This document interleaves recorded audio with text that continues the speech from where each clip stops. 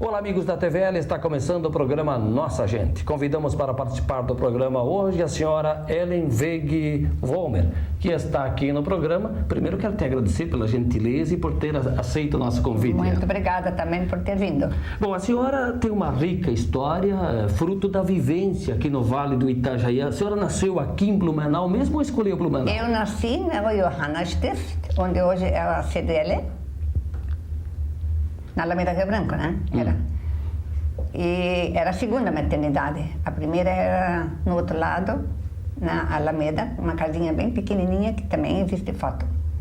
E eu nasci lá e fui criada pelos meus pais em Timbó. E quando então nasceu meu irmão, a minha mãe faleceu. Isso naquela época era comum, falecer de febre. Porque elas não usavam luvas, elas não sabiam da sujeira que elas tinham nas mãos quando tratavam de outras pessoas. A contaminação. É, contaminação. E meu pai nem estava aqui, ele tinha ido para a Europa para se curar da bronquite asmática. O que o pessoal sempre achou que tivesse sido tuberculose. Mas não era tuberculose, era bronquite asmática. Mas ele viajou por tudo, pela Turquia e pela Suíça, e voltou e nem foi curado. Quem curou ele foi um colono em Pomerode, que tratava ele, a água, pelo, como é que eu vou dizer, pelo modo que o pastor Kneipp fazia. Eu tenho esse livro, mais que 100 anos ele tem. E é tudo com água. E o meu pai se curou da bronquite asmática com tratamento de água. Aqueles métodos Pomerode. Tradicionais, né? Tá? A senhora perdeu a mãe com que idade? 1 ano e 9 meses, quando nasceu o irmão. Aí eu fui criada pela avó paternal. Ele pode sentar. E lá eu fiquei até os 5 anos, porque eu precisava, então, entrar no jardim de infância. E essa tia, essa dona Cecília, fundadora da Maju, era nascida Weg, irmã do meu pai, casada Lischke, moravam em Florianópolis, porque o seu Lischke tinha vindo a Florianópolis, contratado pela firma Höpke, e foi ele que montou o relógio na Catedral de Florianópolis. E depois, então, meu avô começou uma fábrica de chapéus aqui na Itupava Seca, perto da Zalinha. Por quê? Porque havia um homem, não se sabe bem o nome dele, eu até agora não me lembro também. E também a minha mãe nunca sabia o nome certo. Ele disse: "Seu Weg, por que o senhor não começa uma fábrica de chapéus?" Mas como diz o meu avô, como é que eu vou fazer uma fábrica de chapéus? Eu não tenho conhecimento, não tenho nada. Não, mas lá em Campinas eu tenho um chapeleiro, ele é polonês, mas ele fala alemão, ele tem família, e esse homem podia começar aqui a fazer os chapéus. E eu vendo as tintas. Aí meu avô procurou uma pessoa para trabalhar nessa fabriquetazinha e mandou vir o Schleder com a família, 4 filhas, e começaram a fazer chapéu. E meu avô tinha sempre dado o dinheiro, e o Max, não sei quem era, como era o nome da fábrica de chapéu. Eu imagino que na época fabricar chapéus era um bom negócio. Mas era complicado. Se bem que hoje em dia não seria negócio, né? Primeiro nome dos chapéus era Clave. Era Klaven e Weg. E depois, mais tarde, então, mudou para Nelsa, porque dizem que Elsa era o nome da filha mais nova e Nairo, uma coisa assim parecida, era a filha daquele que vendia a tinta. Então, nisso saiu Nelsa. Dona Ellen, na época, os cavalheiros, os homens usavam muito chapéu, né? E as senhoras também usavam chapéu? Sim, mas não, aqui não. Quando eu ia para a Europa, sim, mas aqui não. Mas nós tínhamos carapuças maravilhosas, muito, porque é tudo feito à mão, é tudo com água quente. E havia um ano que só chovia, só chovia, só chovia e não havia lenha seca.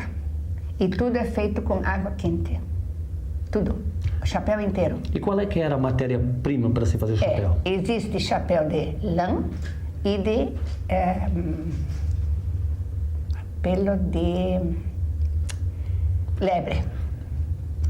Ah, mas era um chapéu chiques. O pelo de lebre é um chapéu leve e o chapéu de lã é pesado.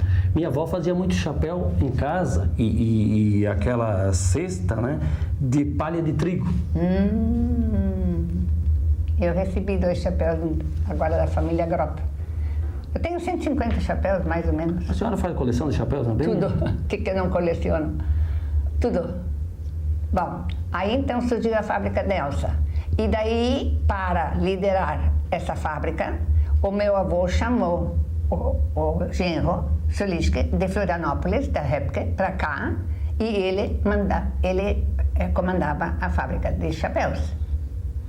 E a senhora cresceu, chegou a trabalhar nessa fábrica, não? Eu trabalhei no escritório, mas não por muito tempo, porque eu fui para São Paulo para a escola alemã da Holanda Schule, que hoje é Porto Seguro.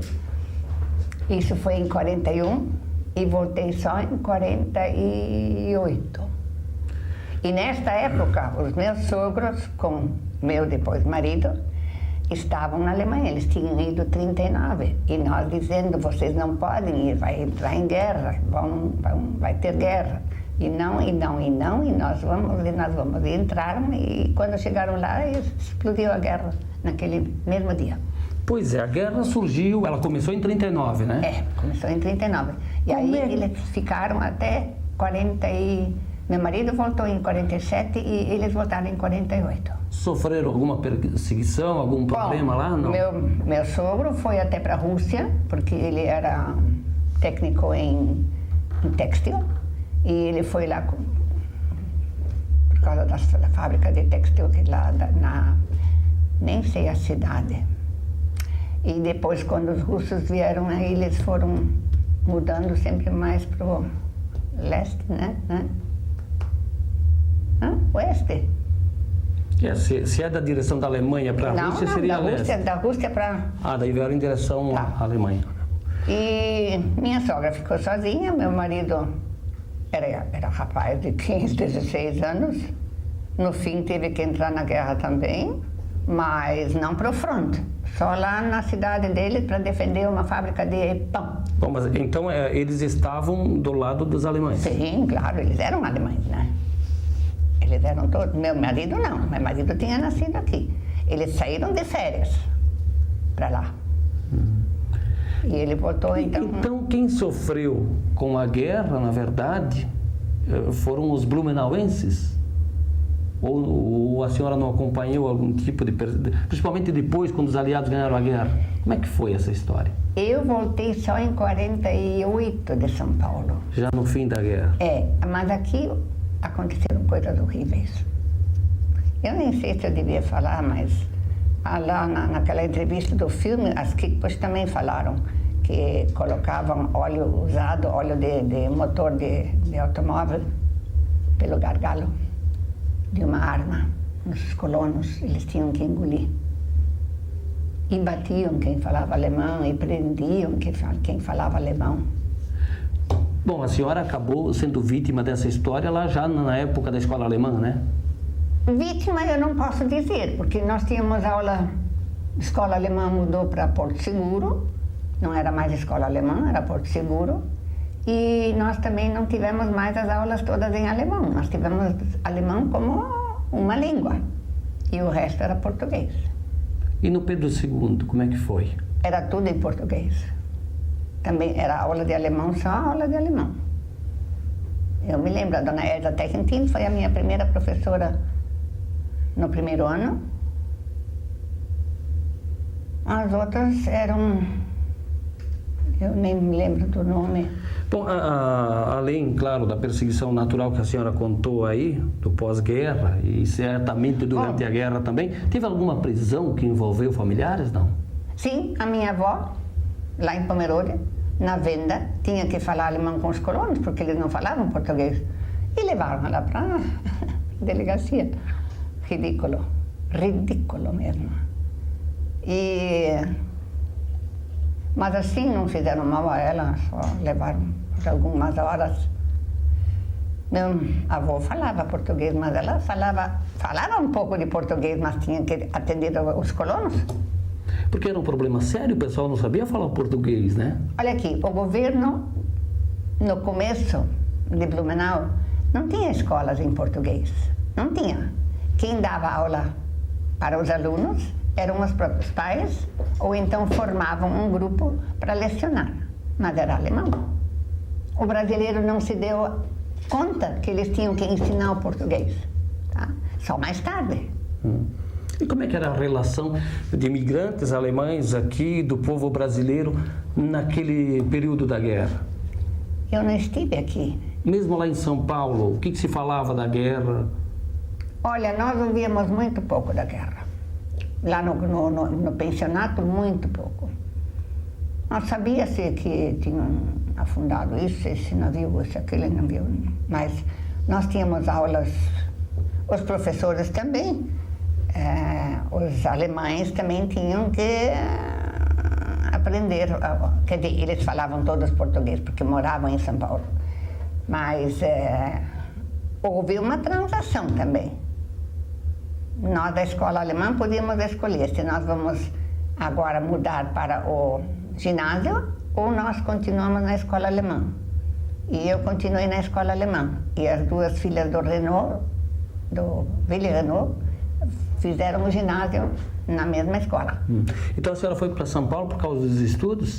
Por causa da escola, que aqui não prestava mais. A senhora começou os estudos aonde? Aqui em Blumenau mesmo? Sim, sim. Jardim de infância da escola alemã, na Alameda Rio Branco, na esquina onde hoje entra para... Era Mafisa, onde tem aquele clube de ginástica. O clube de ginástica foi construído pelos... Eu digo alemães porque nem todos eram alemães, já alguns nascidos aqui, mas eu digo pela... Como é que eu podia dizer? Eu sempre digo pelos alemães. Foi o Pedro II, foi o clube de ginástica, foi o hospital, foi a maternidade, tudo feito pela comunidade alemã. E naquela época era predominante os habitantes aqui de origem alemã, né? Ah, sim. Todo mundo falava. Por isso a minha sogra nunca aprendeu a falar português. Nunca. Ela não tinha interesse. E a senhora? Eu aprendi o português desde criança. Desde pequenininha? Depois do jardim de infância, né? Jardim de infância ainda era tudo em alemão, porque a professora era alemã também, da Alemanha. Dona Eli, quando a senhora começou a proferir as primeiras palavras, aprendeu o que? O alemão? Alemão. Aí depois, com o tempo que a senhora aprendeu português? Só depois. Dona Eli, nós vamos fazer um breve intervalo, depois a gente retoma essa conversa, pode ser? Eu vou buscar água. Isso, daí a gente vai tomar só um pouquinho. A gente vai fazer um breve intervalo enquanto a Dona Eli prepara aqui um copo de água. E na sequência então, nós voltamos com o programa Nossa Gente. Até daqui.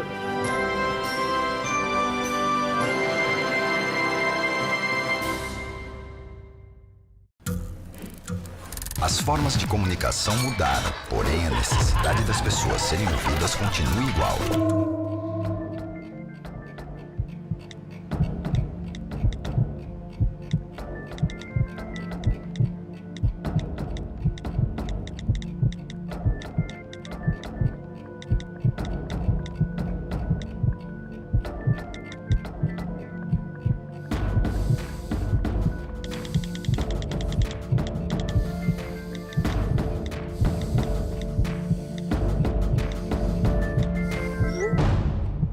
Compartilhe com o CVV aquilo que você não divide com ninguém.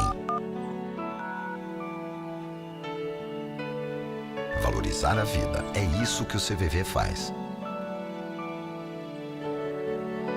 Ligue 141 ou acesse cvv.org.br e receba apoio emocional.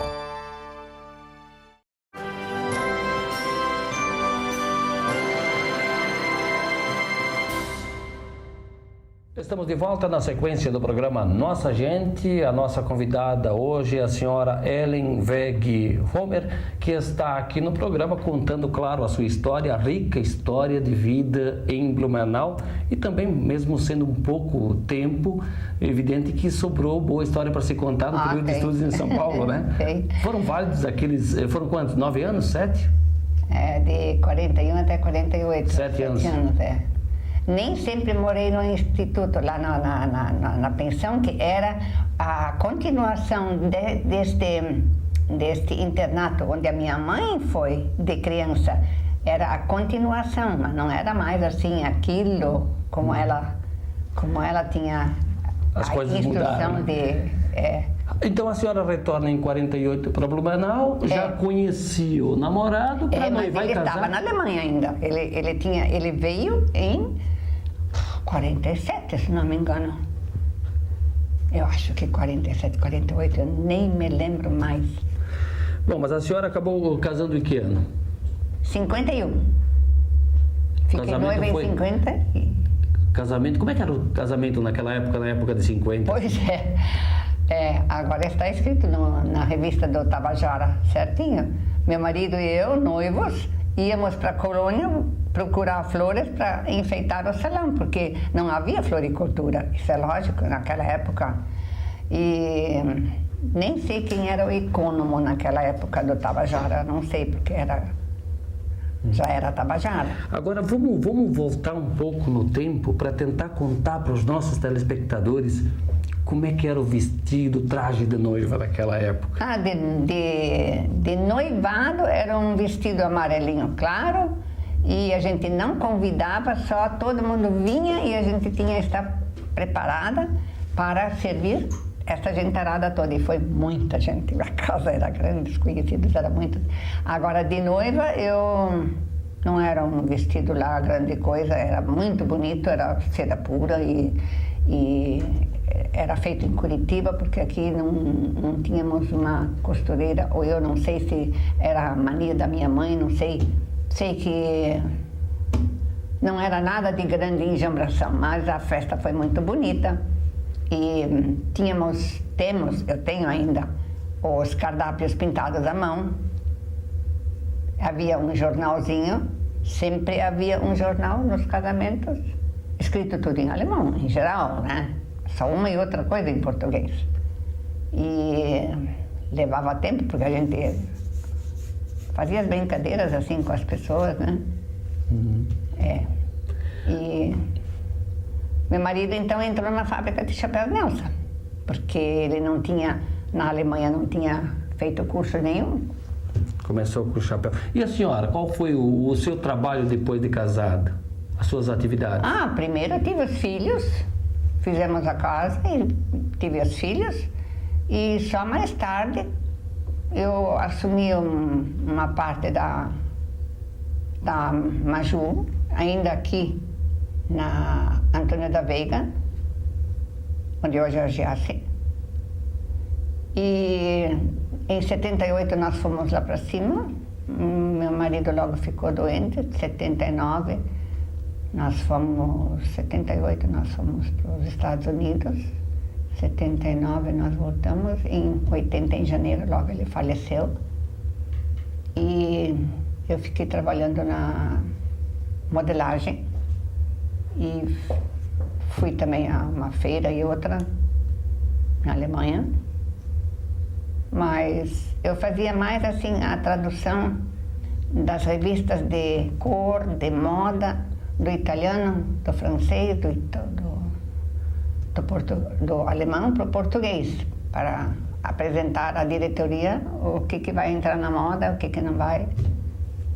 E era um serviço interessante, só... Bom, a senhora me disse que teve filhos. Foram quantos? Um rapaz, o mais velho, depois uma filha, que mora no Rio, e uma menina que eu criei a partir dos 8 anos dela. O menino é aquele que foi piloto, né? Foi piloto de corrida. Como é que foi aquele tempo, coração de mãe? Não me lembro, não. Nem me lembro. A senhora não era muito a favor, não? Não. Bom, mas ele fez sucesso por aí nas pistas, né? Só que quem sofreu foi a fábrica. Que não trazia dinheiro nenhum, só gastava, né? Dona Ellen, onde é que a senhora adquiriu essa especialidade de colecionar coisas, de guardar coisas? Eu não sei, porque desde criança eu guardava as coisas. Eu creio, porque tanto tempo que eu não abro as malas, eu creio que tem ali um vidro de talco, que ainda tem talco daquela época.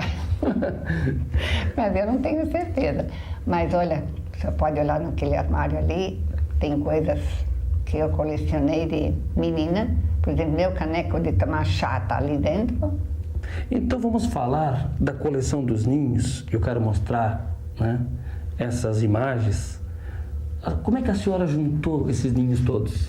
Olha, nós tínhamos muita visita de estrangeiro que quando via o ninho do João de Barro, queriam saber como é que era lá dentro. Aí um belo dia eu disse, agora eu vou cortar uma fatia aqui e vou abrir e vou para eles olharem. E aí começou a cair um ninho, eu guardei, caiu outro ninho, eu guardava mais um ninho e alguém me trouxe um ninho e assim foi indo. E assim eu juntei as coisas. Eu não jogava fora. Alguns até eu já mandei para a Alemanha, que eram duplos. Bom, não é só os ninhos que estão aqui colecionados, também nós temos ovos colecionados. Sim, ovos. De que aves são esses ovos? Tem de tudo. Tem de uru, tem de cisne preto, urubu, pato, galinha, de coruja branca, até de lagartixa tem. É um capricho, né? O ovo do quero muito bonito. E esse com manchas aí, né? O quero e o anu também é muito bonito. E esse ovo maior? Ovo maior, eu comprei o primeiro ovo, era africano. Africano. Paguei $20 naquela época. Mas mais tarde, no nosso jardim zoológico, nós temos hoje em dia os verdadeiros... A senhora fala do Jardim de Pomerode? Diz o nome da ave grande. Tem avestruz. Avestruz verdadeiro, porque tem a ema, que o ovo é menor. E o bicho também, né? O bicho também. E é bravo. Agora eles têm um andar de sutileza leve, né? E anda rápido esses bichos. Elegância, né? Eu sei de uma senhora que foi como é que se diz? Babá, com crianças lá para o Jardim Zoológico, e eles sentaram para comer o lanche, e de repente veio não sei se foi não, devia ter sido naquela época ainda não do avestruz, da ema, e o pequeno gritou e disse, o bicho pegou o meu pão. Aí diz aquela moça, cadê o pão dela? Também tinha sumido. Dona Ellen, sobre essas coleções e muitas coisas, né? A senhora falou em louças, roupas. Muito disso, né, das pessoas que ajudaram a fazer a história de Blumenau. A senhora tem colecionado? Qual é o destino dessas roupas, desses utensílios? Vai tudo para o Museu de Hábitos e Costumes, lá naquele prédio que foi reformado por um casal, que eu não posso falar o nome, mas todo mundo sabe quem é. Infelizmente, eu fiquei doente e não pude trabalhar, mas também demorou para fazer a reforma. E eu penso que logo em seguida, por esse verão, depois que a dona Sueli voltar das férias, nós vamos ter que abrir as malas, porque está na hora de abrir as malas. Agora, a senhora teve essa brilhante ideia, né? Faz o trabalho, mas o que a gente percebe é que existem pessoas dispostas a colaborar, fazendo doações e buscando também essas doações. Olha, muita gente me deu vestidos, chapéus, Tudo que era sapato eu recolhia, era um sapato só, era um par de sapatos, tanto fazia, e tudo identificado, com esparadrapo colado embaixo, para saber de que época, mais ou menos, de quem era. E também os chapéus, todos eles identificados. Recebi até da Alemanha chapéus. O que eu tenho muito bonito são sombrinhas. Coisas lindíssimas. Leque também, não? Leques também. Tem umas coisas, né, que eram muito usadas pelas senhoras. Lembra daquelas senhoras que iam à igreja, por exemplo, usavam o véu na cabeça? Isso era católico. Mas tem esses hábitos que hoje não se tem mais, não, né? Agora, quantas coisas que as pessoas deixaram de usar, uma delas, no caso são os chapéus, e a bengala, que era charme também para usar, muitos homens usavam bengala. Mas não, os homens sim. Não por necessidade do charme, né? Eu levei a bengala lá no museu, que pertencia ao Gustav Arthur Köhler. Gustav Arthur Köhler. É feito de chifre, e onde começa a ficar redondo, ali tem uma plaquinha G.A. Köhler. E foi a dona Herta Hildebrand que me deu. Eu levei lá, também xícaras que eu levei lá. E diversas coisas que eu levei para lá. Muitas coisas. Eu levei. Onde eu ia, eu dizia, não joguem fora, me chamem, eu busco as coisas, eu reformo. Quer dizer, reformar para mim era limpar. Não se reforma, não se pinta, não se faz nada com coisas antigas. A gente deixa como está. Eu quero, para terminar o programa, dona Ellen, lhe fazer uma pergunta sobre a evolução, o crescimento, o desenvolvimento da nossa cidade em todos os aspectos. A senhora que conheceu a cidade, nasceu aqui, se criou, vivenciou as mais diferentes épocas, para os dias, para os tempos atuais. Que proporção tomou a nossa cidade nos últimos 50, 70 anos? Pois é. Então, o Willy Siebert era fotógrafo, apaixonado. E fotografou uma certa época a Rua 15 e fez um álbum. E este álbum ele deu ao Zasse quando ele foi prefeito. E eu disse, que pena. Mas o Zasse, muito lúcido, entregou para a Sueli. Onde é que foi parar? Nas minhas mãos. Dona Anne, identifica. Eu disse, por amor de Deus, o que é isso? O que foi? O que é hoje? Era difícil, porque o Banco do Brasil era onde hoje tem uma farmácia, em frente ao Banco do Brasil, não tem na esquina, não tem uma farmácia, ali tinha um prédiozinho onde começou o Banco do Brasil. Tem histórias para contar, mas eu não posso falar tudo. Mas uma e outra coisa, por exemplo, onde tem hoje o 1,99 no outro lado, tinha nos fundos uma oficina do Raul Deque que fazia passarinhos, né? Gaiolas. Gaiolas para passarinhos, de restos de cerca, daquele arame especial daquela época, não sei. E ele ensinou o papagaio que ele tinha com uma palavra feia. Aí então veio um senhor e disse, ô Raul, o que custa essa gaiola? Aí ele disse, falou o preço. Aí o papagaio falou, puta, que gaiola cara. Bom, é só para você ter uma ideia de tantas histórias que a senhora vivenciou. Tem muitas histórias a contar, principalmente da época vivida pela dona Marga Federsen, que seria muito interessante fazer entrevista com ela, na Itupava Seca.